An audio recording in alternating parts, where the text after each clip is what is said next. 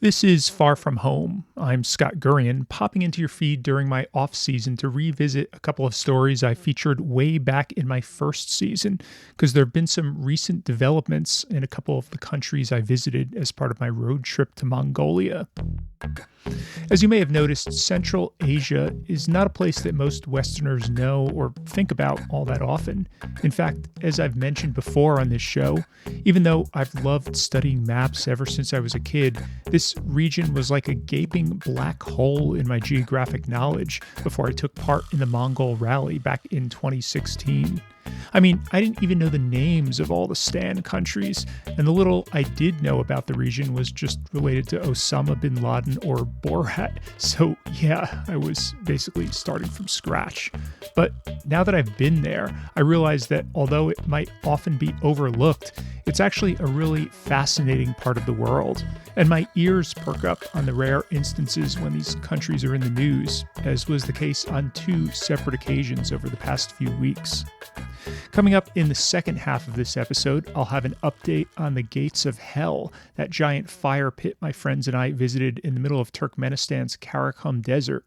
But first, the situation in Kazakhstan. What started as a small protest movement with high energy prices at its core here has grown into what seems to be a national revolt.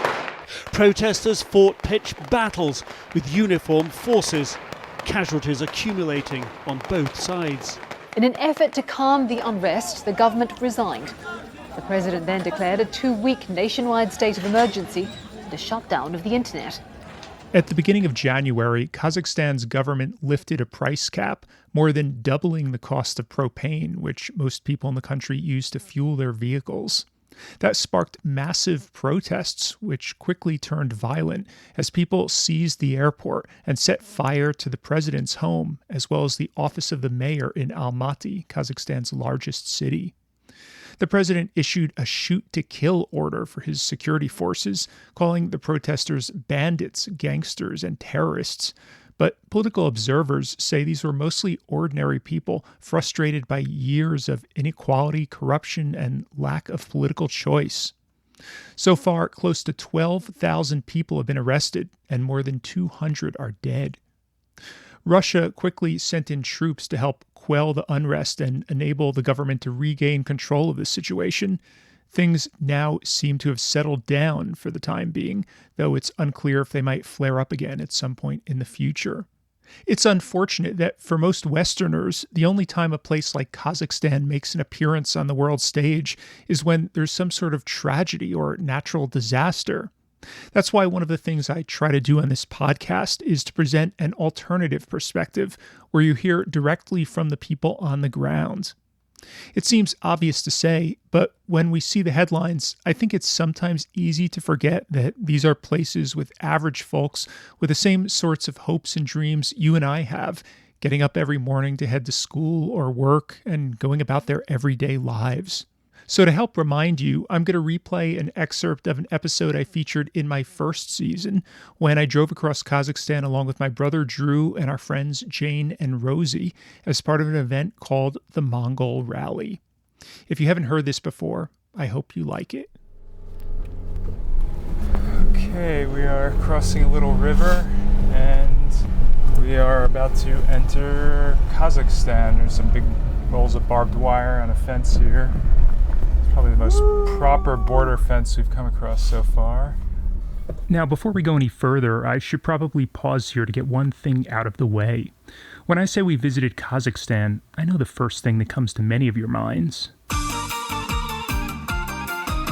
That's right, actor Sacha Baron Cohen's 2006 mockumentary film Borat, which portrayed the country as a poor, backwards, and uncivilized place. But you know what? We were about to learn that the real-life nation of Kazakhstan was almost nothing like what we saw on the screen. Here's my brother Drew. I'm sure Sacha Baron Cohen is probably on their terror watch list. Probably. Yeah, I think they probably don't take very kindly to Borat things here. He put the country on a map and not in a good way. Nobody knew anything about Kazakhstan exactly. before Borat. Yeah. He was brilliant for doing so. I mean, some people say any publicity is good publicity, but I don't know about that in Kazakhstan. I mean, it just generalizes an entire population. Exactly. Far from being undeveloped, this was easily the nicest, most modern border crossing we'd seen in a while. A guard searched through some of my bags, then asked if I could give him a souvenir from back home. I didn't really have anything, though, so he asked for a book to practice his English. Unfortunately, all I had were guidebooks I needed for our journey, so the best I could offer him were some leftover pages from a British newspaper we'd been using to clean our car windows. He happily obliged, but asked me to inscribe and sign it with a message that said, "Greetings from America." The sun was low in the sky by the time Drew and I and our friends Jane and Rosie left the border and set out on this route that I'd read the American Embassy had forbade its staffers from driving on after dark. There was nothing wrong with the road itself. It was mostly long and straight, but the drivers, well, that was another story.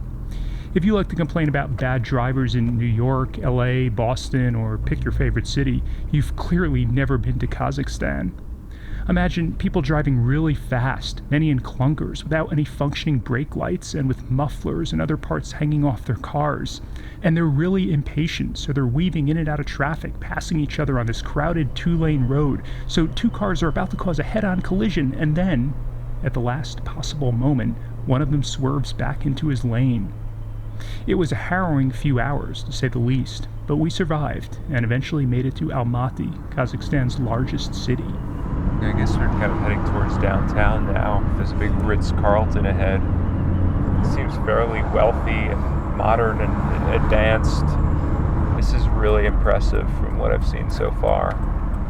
We met up with Diana, a young girl we'd first met a few weeks earlier when we were passing through Iran. She was on vacation, but her family was back in Almaty, she said, so we should drop her a line when we got there and she'd show us around her hometown. Hello, hi there. She introduced us to her brothers and her parents. We were exhausted from all our traveling, so we spent the next day relaxing and lazily touring around the city. We rode a gondola to the top of a mountain ski resort where we had a great view of the valley below, and we wandered around a downtown park where we ducked into a 100-year-old Russian Orthodox church.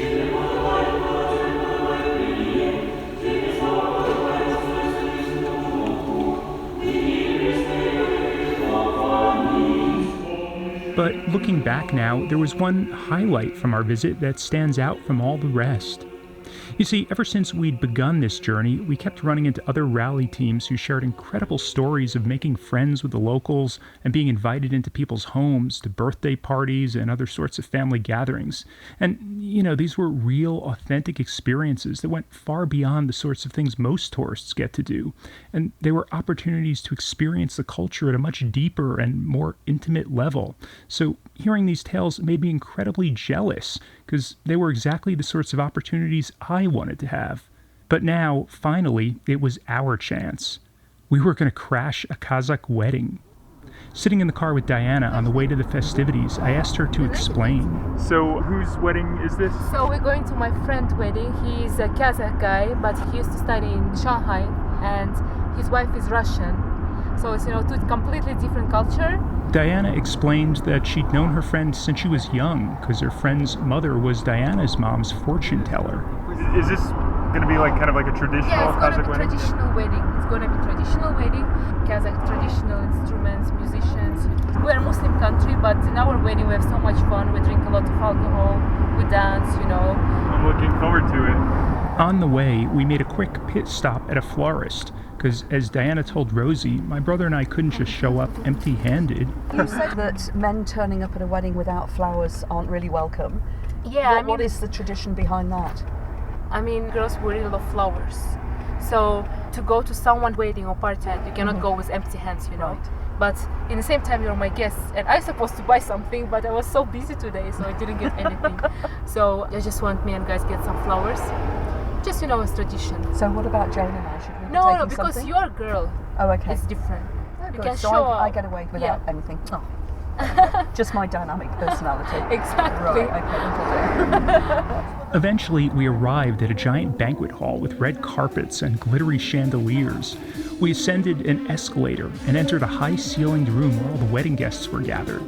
The party was already underway.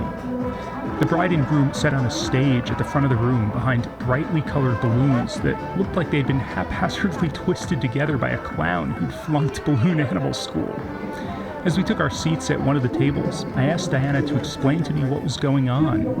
Okay, so right now the parents of the bride, I think, they're saying in Russian it's called toast when you say They're toasting, yeah. yes. Okay, pretty similar to a typical American wedding so far, but we were just getting started.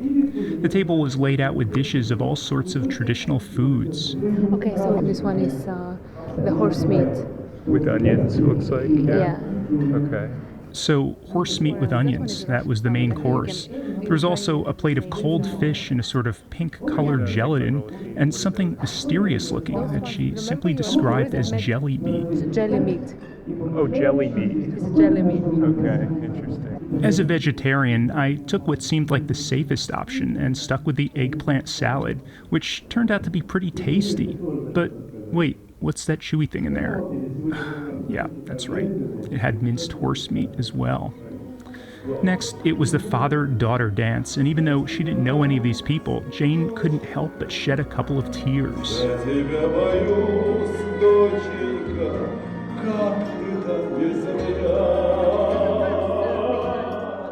Then came the traditional Kazakh dancing, which was really fun to watch. I could try to describe it, but I don't think I do it justice, so you should probably just go to my website to see a short video I took. In the midst of it all, some random guy grabbed our friend Jane from her seat and pulled her onto the dance floor. He held her arm in his and moved it up and down wildly, trying to get her to kick up her legs. She couldn't keep up, and the rest of us nearly died laughing as we watched this ridiculous scene unfold. After a few minutes, he let her go, and Jane stumbled back to her seat, totally out of breath. "How was your first experience doing traditional Kazakh dancing?" I asked her. With a traditional Kazakh man. Exactly. It didn't feel very traditional. It felt more like wrestling. But just as we were starting to take an interest in the local traditions, we quickly got pulled out. Oh, God.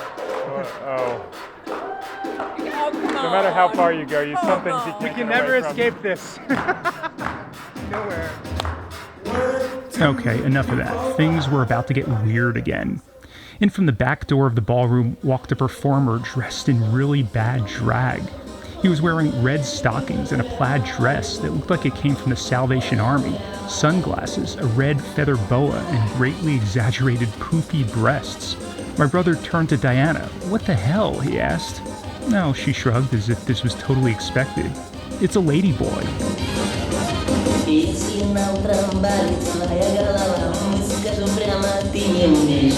It seemed a bit trashy, but mostly just ridiculous, so the four of us didn't quite know what to make of it. But as he jumped up and down and flapped his arms like a chicken, the audience seemed to love it.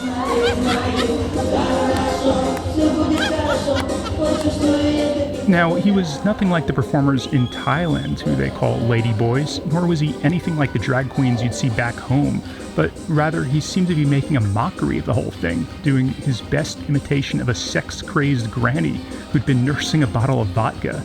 And he was dancing around wildly, flirting with members of the crowd, especially my brother, who he kept picking on for some reason. On his way out, he came over and gave my brother a big hug, burying Drew's head between his balloon breasts. Drew turned beet red, but did his best to take it all in stride.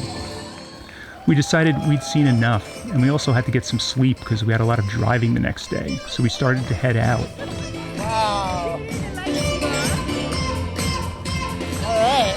Well, that was an adventure. You look like you're still in a trance after that. A state of bewilderment. I was just impressed at Drew's pulling powers. Yeah. The ladyboys love me. Who can blame them? Really? Who? Who could blame them? Look on your face was absolutely classic.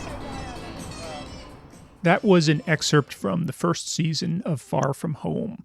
The show was called Kazakhstan, One Surprise After Another. Another place longtime listeners of the show might remember that I visited as part of my road trip to Mongolia was Turkmenistan, which was a profoundly odd country that's often regarded as the second most authoritarian country in the world, following only North Korea. It's not a place that's on most tourists' radars, and it's hard to even get a visa. In fact, there honestly aren't even that many reasons you'd want to visit Turkmenistan, unless you're one of those intrepid travelers who's trying to get a passport stamp from every country in the world. But if you do happen to go, there's one attraction in particular that you absolutely have to see with your own eyes, and you might not have much more time. I'll be back at the end to explain, but first, here's my story, which picks up as my rally teammates and I were leaving Turkmenistan's capital, Ashgabat. After wandering around aimlessly all morning, we finally managed to find our way out of the city and head north into the Karakum Desert, one of the hottest and driest places on Earth. We spent hours driving past sand dunes and camels out for a midday stroll. And let me just say, if you've never seen a camel in the wild before, they're actually pretty strange and fascinating creatures to watch. Shortly before sunset, we arrived at the remote outpost of Darvaza, basically a small building atop a hill that was roughly the midpoint of our entire journey, and a site we had been looking forward to for months. It was near here that we planned to meet up with dozens of other rally teams for a night of camping and celebration at what had been billed the Mad Hatter's Tea Party. It was hard to drive to the precise location of the festivities, given that our little cars weren't good at handling off-road treks through the sand, so we paid a local guy to take us in his 4x4. It was golden hour as the sun sank to the horizon, casting a gorgeous light over the already pretty landscape, so our driver put on some appropriate, relaxing music to heighten the mood. Suddenly, and without warning, he changed to a different track as we came over a hill. Yeah! And then we saw it. Oh, there it is. Oh, left, look to the left. Holy shit. Holy crap! Oh, look at the light coming up. Oh my god. Oh, guys, this is even better than I expected. Holy my shit. God. You'll have to excuse our language, because what we were looking at ahead of us was totally breathtaking.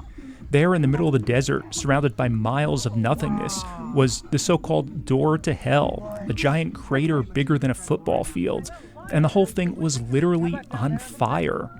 Our driver dropped us off, and we walked over to take a closer look. Rosie said it was simultaneously frightening and awe-inspiring. This, my friends, is what hell looks like, she said. Make sure that in your life you're a good person. Oh, Jane. Just then, the wind blew in our direction, and a giant gust of hot air sent us scrambling back from the crater's edge. Whoa, that's hot. Heat is amazing. So we're looking at this giant pit in the ground, like 200 feet across.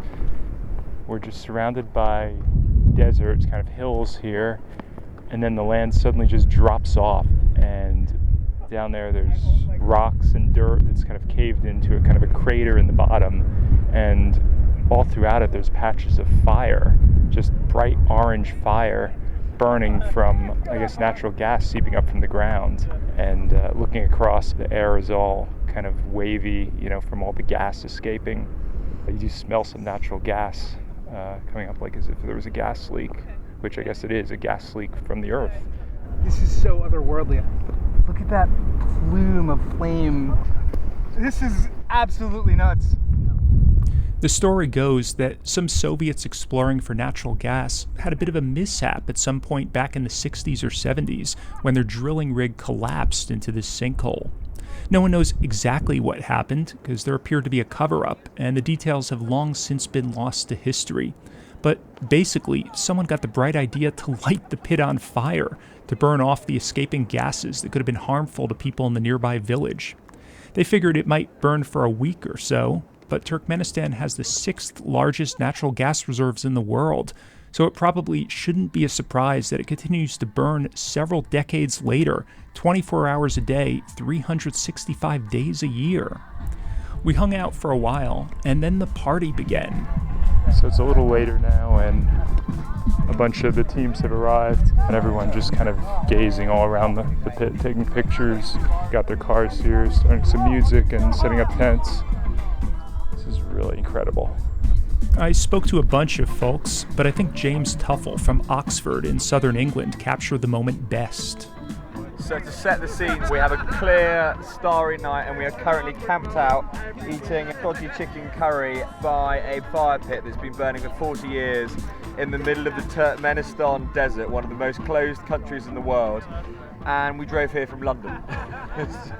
It's utterly surreal on so many levels. An excerpt from episode 11 from my first season, which I called Turkmenistan Just Plain Weird. To listen to the rest of this episode, or the earlier one I played from Kazakhstan, check out the links in my show notes. And if you visit my website, there's also a really cool video where you could see our reactions when we laid eyes on the gates of hell for the very first time. Earlier this month, the president of Turkmenistan called for scientists and foreign experts to finally come up with a solution to extinguish the fire pit after all these years. He said it impacts the environment and the health of people living nearby, and that the escaping gas would be put to better use if it was captured and sold, so the profits could be used to improve the lives of the people of the country. Now, to be clear, this isn't the first time he's made such an announcement. He issued a similar statement back in 2010, and here we are 12 years later. So it remains to be seen if it will actually happen this time or how long it might take. But if this is a place on your travel bucket list, you might want to start looking into booking your trip soon, just to make sure you don't miss your chance.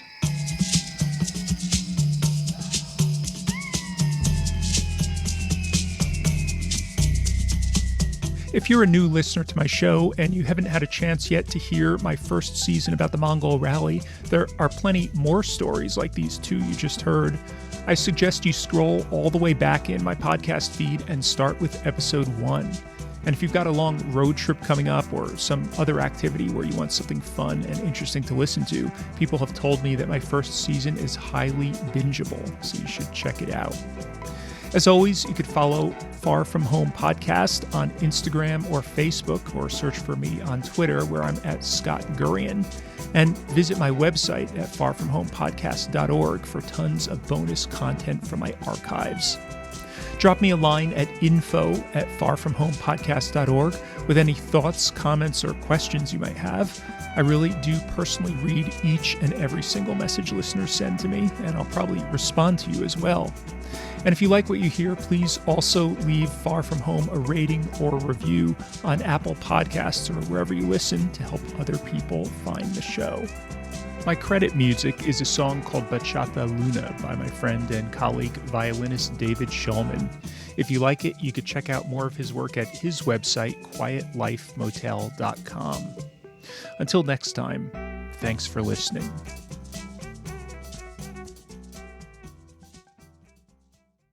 If you like Far From Home, check out my friend Polly Bowe's podcast, The Radio Vagabond. If you like to travel but haven't really been able to do much of it in recent times, let me do that for you. I know it's a tough job, but somebody's got to do it. Meet Polly Bowe. At the age of 50, he made a bold decision. He sold everything and set out on a quest to visit every country in the world, documenting everything along the way. The Radio Vagabond. So far, I've done close to 200 episodes with sights and sounds and travel stories from all over the world. You can find episodes from Africa, America, Asia, and all over Europe. The ultimate destination for armchair travelers who are looking for inspiration to get out into the real world and let loose their wanderlust. Join me, and maybe you'll get some inspiration for your next trip. My name is Polly Bowe, the Radio Vagabond, and I gotta keep moving. The Radio Vagabond. Gotta keep moving.